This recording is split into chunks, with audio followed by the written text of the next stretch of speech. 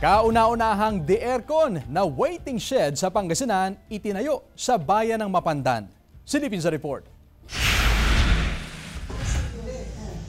Nadatnan ng GMA Regional TV1 North Central Luzon News Team ang mga senior citizen na ito sa loob ng kakaibang waiting shed na ipinatayo sa Barangay Poblasyon, Mapandan, Pangasinan. Kakaiba dahil ito lang naman ang pinakaunang de-aircon na waiting shed sa buong Pangasinan. Ay malaking tulong po sa amin kasi mga senior citizen, mahina na ang katawan namin. Hindi ko kaya ang maghihintay sa labas kasi ang init-init. Galing sa Dagupan si Casofea, pauwi siya ng Barangay Baluling. Sobrang init po ng panahon ngayon. Para po sa mga naghihintay po ng sundo, dito po sila mag-i-stay po. Formal na binuksan sa publiko ang waiting shed noong Disyembre. Prioridad dito ang mga senior citizen, mga buntis at PWD. Aabot sa 500,000 pesos na pondo ang ginamit sa Phase 1 ng proyekto. Mula ito sa 20% development fund ng lokal na pamahalaan. Lalagyan pa ito ng solar panel na nagkakahalaga ng tinatayang 200,000 hanggang 300,000 pesos na kukumpleto sa second phase ng proyekto.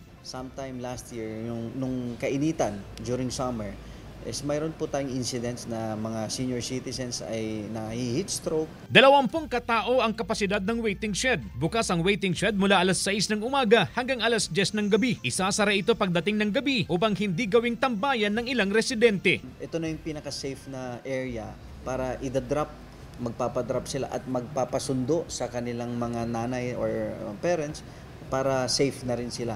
Kasi ang custodian po niyan ay ang PNP. Ngayong taon, plano ng lokal na pamahalaan na magpatayo ng isa pang air-conditioned na waiting shed sa panulukan ng Mapandan going to Mangaldan sa bahagi ng Barangay David. Panawagan ng otoridad na gamitin ng maayos ang waiting shed upang hindi masira agad at mapakinabangan. Kasama si Daryl Peralta, CJ Torida, One North, Central Luzon.